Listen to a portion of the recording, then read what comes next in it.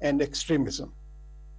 We condemn all forms and manifestation of terrorism, including state terrorism and state-sponsored violence against religious minorities.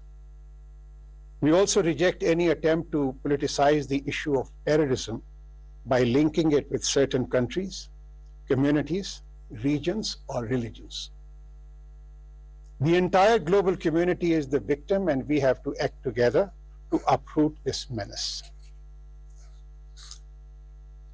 For Pakistan, the biggest concern right now is the enhanced terrorist threat from TTP and ISK and their ability to use Afghan soil for launching attacks against Pakistan. We remain closely engaged with the Afghan interim administration on this issue. While we are committed to fighting and defeating the terrorists, we wish to highlight that terrorist outfits trying to gain a foothold in Afghanistan should be treated as a threat to the neighborhood and the entire international community. Pakistan desires peaceful and cooperative neighborly ties with India. Unfortunately, Pakistan's positive outreach and peace overtures, including the opening of Kartarpur corridor for visa-free visits from India, from Indian Sikh community into Kartarpur, and my predecessor's visit to India for the SCO meeting have been met with negativity. India's illegal actions in the occupied Jammu and Kashmir and abhorrent human rights violations of innocent Kashmiris at the hands of Indian security forces have further deteriorated relations between our two countries. Worsening religious extremism in India, especially against Muslims, has further complicated the situation. In such a complex environment, objectives of regional peace and stability calls for peaceful, constructive dialogue on all outstanding issues, including Jammu and Kashmir. India's belligerence and anti-Pakistan theatrics for domestic elections are taking us further away from this objective. Pakistan's relations with China are historical and anchored in strong trade and economic ties. China is Pakistan's largest trading partner and a major investor, especially in infrastructure and energy sectors. China-Pakistan Economic Corridor is a flagship project that aims at enhancing connectivity and improving infrastructure. I must underscore that Pakistan's relationship with China are not a zero-sum game and not at the expense of our relations with any other country, least of all with the United States of America, with which we have robust ties and a relationship of trust. We believe we can have close and cooperative relations with both the United States and China. Having acted as a bridge between the two countries in the past, we remain convinced that a stable and cooperative relationship between US and China is imperative for global growth, development, and security. Pakistan's position on the Ukrainian crisis is dictated by our belief in amicable resolution of conflicts and respect for the UN principles and territorial integrity and sovereignty. We will continue to play a constructive role to help end the war and mitigate the sufferings of the Ukrainian people.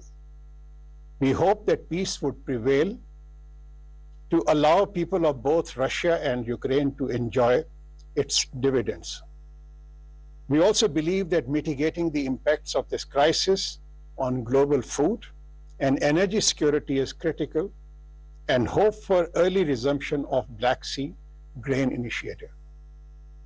We recognize the importance of international cooperation for global peace and prosperity. To this end, Pakistan has always been a strong advocate for multilateralism, believing that through dialogue and diplomacy, we can resolve conflicts, alleviate poverty, and achieve sustainable development. We have been actively involved in the United Nations peacekeeping missions, contributing our troops to promote peace in conflict-ridden areas. Pakistan also considers arms control, disarmament, and non-proliferation efforts as vital tools to promote the goals of peace and security at the global and regional levels.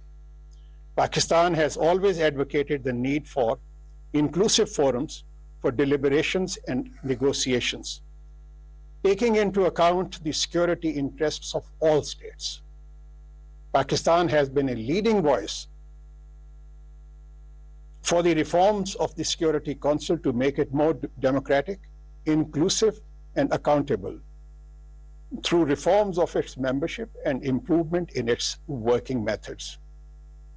Climate change is another pressing global challenge.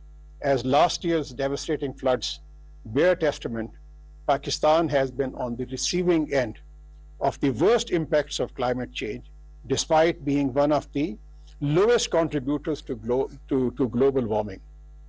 We are doing our part to combat it by investing, with the help of our friends like the United States of America, in reconstruction, tapping renewable energy, reforestation, and sustainable agriculture practices.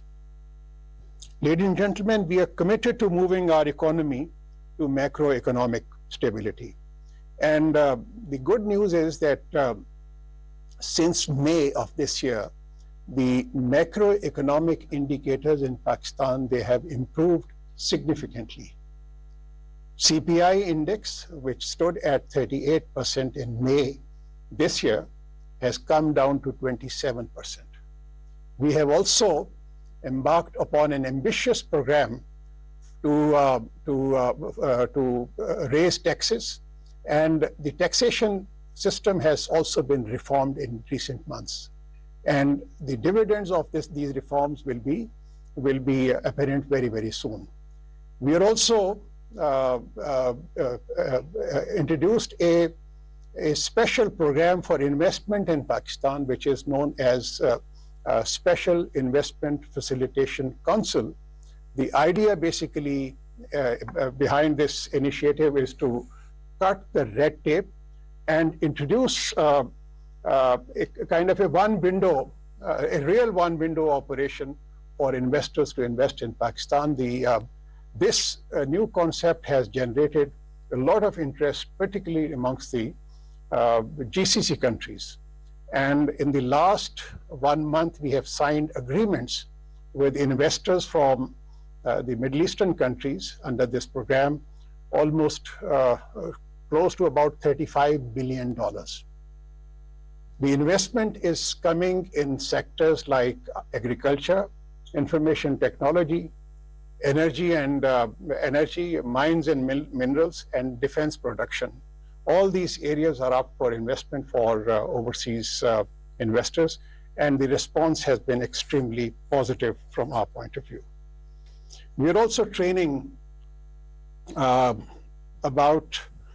we have set up new IT training centers in Pakistan, and we hope to produce about 200,000 IT experts every year, which would, from a conservative estimate, will take our IT exports from the current level of $2.5 billion to almost $10 billion in the next 4 to 5 years. One important factor that has been introduced is the fiscal discipline. So that is something that is being seriously taken by all of us. Of course, problems are there because of the inflationary pressure, because of the prices of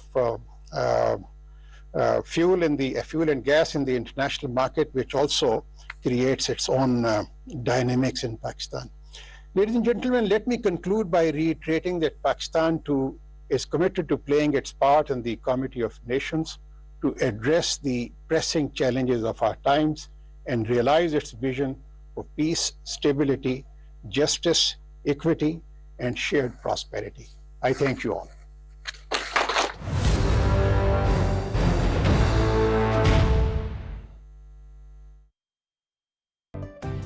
हर सुबह इन्हें lunch box में देती हूँ Olpers flavoured में। ऑलपर्स दूध की भरपूर ग़िज़ाइयत, chocolate, strawberry, mango और बादाम ज़ाफ़रान के मज़ेदार फ्लेवर्स में।